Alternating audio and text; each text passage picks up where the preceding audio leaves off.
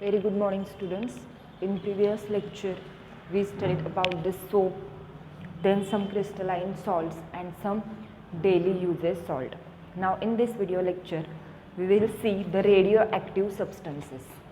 Okay, तर बघा radio substances म्हणजे काय, तर रेडिओ म्हणजे किरणोत्सार. काही प्रकारची जी किरणे असतात त्यांचे काही ठराविक पदार्थामधून होणारे उत्सर्जन, त्यालाच आपण रेडिओ असं म्हणत असतो. तर बघा रेडिओ सबस्टन्सेस म्हणजे काय, तर किरणोत्सारी पदार्थ. तर elements with high atomic number such as uranium, thorium, radium have a property of spontaneously emitting invisible, highly penetrating and high energy radiation. म्हणजे बघा काही अशी मूलद्रव्ये आहेत ज्यांचा अणुक्रमांक किंवा अटॉमिक नंबर हा सर्वात जास्त असतो. तर अशा प्रकारची मूलद्रव्ये जी आहेत त्यांच्यामध्ये किरणोत्साराचे उत्सर्जन हे मोठ्या प्रमाणात होत असते, म्हणून आपण त्यांना किरणोत्सारी पदार्थ किंवा रेडिओ सबस्टन्सेस असं म्हणत असतो. तर बघा रेडिओ सबस्टन्सेसची उदाहरणे काय, तर uranium,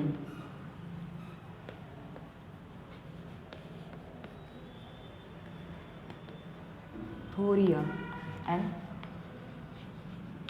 radium. These three is the example of radioactive substances. Why this is the radioactive substances? Because it has high atomic number. It have high atomic number. या मूलद्रव्यांचा जो अटॉमिक नंबर आहे, जो अणुक्रमांक आहे, तो सर्वात जास्त असल्यामुळे ही मूलद्रव्ये किंवा ही एलिमेंट्स त्यांना आपण रेडिओ सबस्टन्सेस असे म्हणतो, कारण त्याच्यामध्ये किरणोत्साराचा अंश किंवा किरणोत्साराचे उत्सर्जन झालेले आपल्याला दिसून येते. आणि हे सगळ्यात प्रकारचे स्पॉन्टॅनियसली इमिटिंग इनव्हिजिबल, म्हणजे जे हे किरणोत्सारी असतात किंवा ही जी किरणे असतात ती कशी असतात, ती इनव्हिजिबल असतात. इनव्हिजिबल म्हणजे काय, तर आपण उघड्या डोळ्यांनी ती सहजपणे पाहू शकत नाही, म्हणून त्याला आपण इनव्हिजिबल असे म्हणतो. Then the substance having this property it is called as a radio substances. म्हणजे जिथून बघा किरणोत्साराचं उत्सर्जन होत असतं, म्हणजे एनर्जीचं रॅडिएशन होत असतं. रॅडिएशन म्हणजेच काय, तर उत्सर्जन. मग अशा प्रकारच्या गुणधर्माला आपण रेडिओ असं म्हणतो. आणि ही ज्या ज्या सबस्टन्सेसमध्ये आपल्याला दिसून येते त्या सबस्टन्सना आपण रेडिओ सबस्टन्स किंवा किरणोत्सारी पदार्थ असे म्हणतो. Then radio substances, the nucleus of radio substance element is unstable. यांचा न्यूक्लियस म्हणजे ह्यांचं जे केंद्रक असतं, suppose this is a uranium and this is a nucleus of uranium. तर याचं जे हे केंद्रक आहे, म्हणजे हे न्यूक्लियस जे आहे ते अनस्टेबल असतं. जे रेडिओ सबस्टन्सेस आहेत त्यांचं जे न्यूक्लियस किंवा जे केंद्रक असतं ते अनस्टेबल म्हणजेच काय, तर ते हे एका जागी कुठेच आपल्याला फिक्समध्ये एका पोझिशनमध्ये नाही दिसत. जर आपण पहिल्यांदा बघितलं तर ते आपल्याला इथं दिसू शकतं, दुसऱ्यांदा बघितलं तर हे इथं, म्हणजे तो सारखे जे न्यूक्लियस आहे ते सारखी आपली पोझिशन चेंज करत असतं, बदलत राहतं, म्हणून त्याला आपण अनस्टेबल म्हणतो. आणि every radio substances nucleus is unstable, म्हणजे जेवढे रेडिओ सबस्टन्सेस आहेत त्या प्रत्येक सबस्टन्सचं जे न्यूक्लियस किंवा जे केंद्रक आहे ते नेहमी अनस्टेबल असतं, ते एका जागेवर स्थिर कधीच नसतं. त्यावरून सुद्धा आपण रेडिओ सबस्टन्सेस जे आहेत ते इझिली आयडेंटिफाय करू शकतो. Then there is a 3 type of radiation are given out by radioactive substances.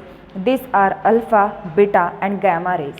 आणि हे जे आपले रेडिओ सबस्टन्सेस आपण बघितलेले आहेत त्याच्यामध्ये हे जे रेडिओ रेज आहेत, जे रेज आहेत ते एकूण 3 प्रकारचे आहेत. त्यातलं पहिलं आहे गॅमा रेज. गॅमा तो आपण अशा प्रकारे लिहितो बघा. This is denoted by this symbol. Second is a beta. It is denoted with this symbol. And third one is a alpha. This is denoted with this symbol. So these are 3 radioactive rays present in the radioactive substances. So next, ह्याच्यासाठी जे Rutherford scientist आहेत, Ernest Rutherford, ह्याचा शोध कुणी लावला होता? Radio active सबस्टन्सेसचा किंवा रॅडिएशन्सचा, म्हणजे किरणोत्सार होणे किंवा त्या राड्यांचे स्वरूप कशा प्रकारे असू शकतं, ह्या रेसचं जे स्वरूप आहे त्याचं जे नेचर आहे ते कशा प्रकारे असू शकतं, हा एका एक्सपेरिमेंटने शोध लावला गेला. तो कुणी लावला? तर त्यांचं नाव आहे Ernest Rutherford.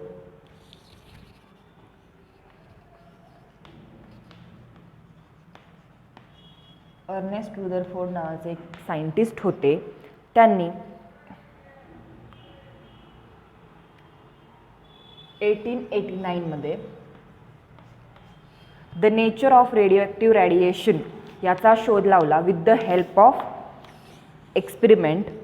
So Ernest Rutherford, a scientist from New Zealand, did research on radioactivity under the guidance of J.J. Thomson at the Cavendish Laboratory at Cambridge and M.G. McGill University, Canada.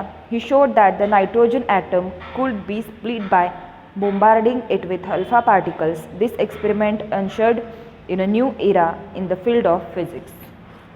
तर बघा, हे जे Rutherford नावाचे scientist होते त्यांनी काय केलं तर त्यांनी कॅम्ब्रिज युनिव्हर्सिटीमध्ये एक प्रयोग केला. त्या प्रयोगामध्ये हा निष्कर्ष निघाला की जो नायट्रोजनचा जो ॲटम आहे तो वेगळा होऊ शकतो, सेपरेट होऊ शकतो. कशामुळे? तर त्याच्यावर जे आपण अल्फा रेजचा मारा करू किंवा अल्फा पार्टिकल्स आपण त्याच्यामध्ये ॲड केल्यानंतर नायट्रोजनचा जो ॲटम आहे तो स्प्लिट होऊ शकतो, सेपरेट होऊ शकतो.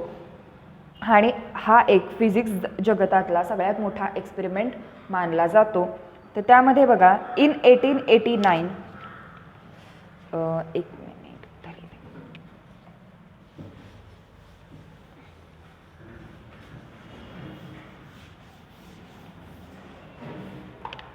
Nature of radio active radiation.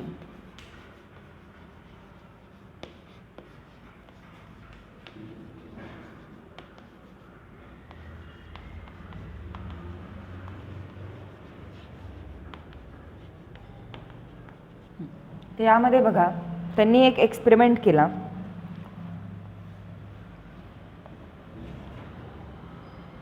Suppose this is a radio active substance. Okay, त्यानंतर त्यांनी इथे कशी आपण बोर्ड म्हणू शकतो किंवा पुठ्ठ्याचा एक तुकडा म्हणू शकतो.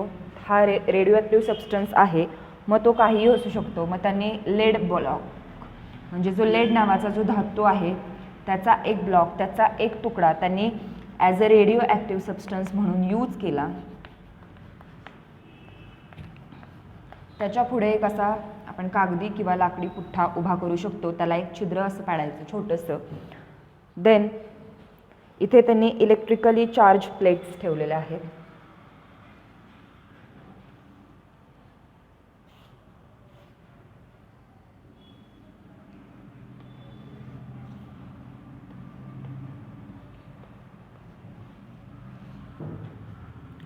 आणि इथं फोटोग्राफिक प्लेट ठेवलेली आहे. ती फोटोग्राफिक प्लेट कशाची आहे? तर झेरेन zinc सल्फेटची photographic plate.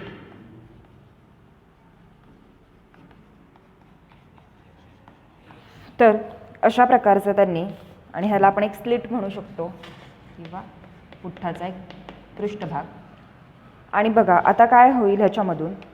In 1889, Rutherford discovered that the radiations emitted by radium were of two types. They are called alpha and beta radiations. Villard discovered the third type, namely gamma radiations. तर बघा, 1889 मध्ये Rutherford शास्त्रज्ञानं दोन रॅडिएशनचा म्हणजे दोन radio active किरणांचा शोध लावला. ती कोणती होती? ही बीटा आणि अल्फा. या दोन बीटा आणि अल्फा ही जी दोन रॅडिएशन रेज आहेत त्याचा शोध रुदरफोर्ड या शास्त्रज्ञाने लावला.